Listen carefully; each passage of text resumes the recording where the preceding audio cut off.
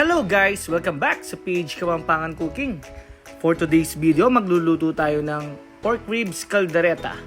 As you can see, nagpapainit na tayo ng ating wok na may mantika. Uunahin natin prituhin yung ating potatoes and carrots. Mas masarap yan pag pinirito muna natin. Lulutuin natin yan guys ng mga 90% na pagkaluto para mamaya ilalagay na lang natin yan pag malapit ng maluto yung ating caldereta. Okay guys, luto na yung ating patatas at carrots. Pwede na natin siyang hanguin.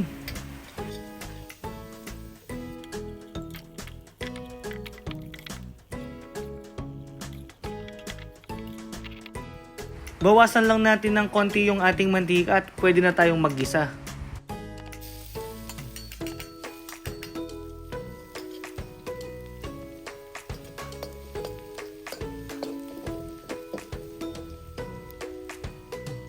Sunod na natin yung sibuyas. Igisa natin yan hanggang sa lumambot yung ating sibuyas. Pagluto na ang sibuyas, pwede na nating ilagay yung ribs. 1.5 kilograms yung ating ribs. At igigisa natin yan hanggang sa mag-brown yung ating ribs.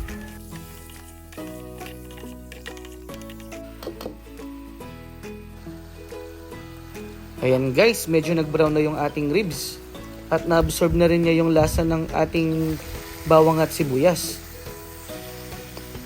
At this point guys, pwede na tayong maglagay ng 1/2 cup na toyo. At saka 1/2 cup na white vinegar. And then, haluin lang natin ng mabuti yan guys.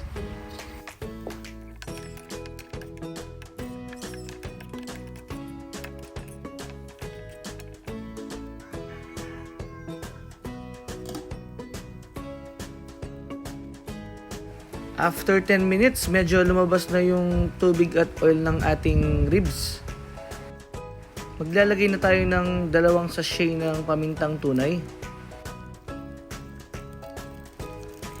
3 tablespoon na oyster sauce. And then, tubig. Haluin lang natin ng mabuti yan, And then, papakuluan pa natin siya ng mga 30 minutes.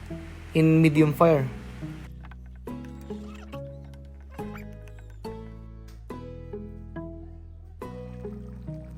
After 30 minutes, ayan na yung ating ribs. Medyo natuyo na siya. Sa ngayon guys, pwede na tayong maglagay ng tomato sauce. Yung 225 grams na tomato sauce. Ilagay lahat natin yan, Simutin natin guys para walang sayang. At maglalagay pa tayo ng konting tubig. At saka natin haluin mabuti ito.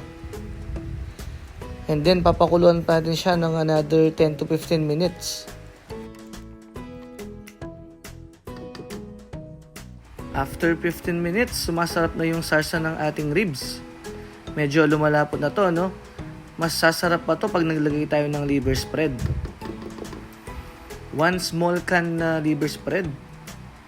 Then haluin lang natin ng mabuti yan.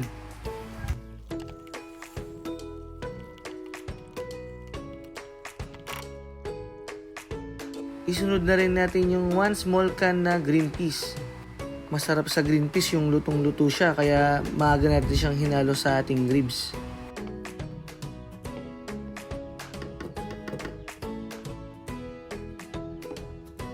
At syempre guys, titikman muna natin siya para alam natin kung gaano pa kadami ang idadagdag nating pampalasa. Maglalagay pa tayo ng isang sachet na seasoning.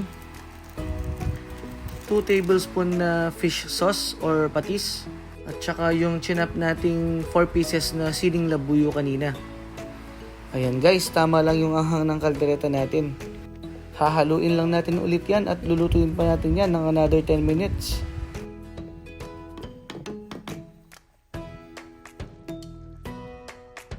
After 10 minutes, ilalagay na natin yung 2 pieces green and red bell pepper at yung pinirito nating potatoes and carrots kanina. And then haluin na natin ng mabuti yan.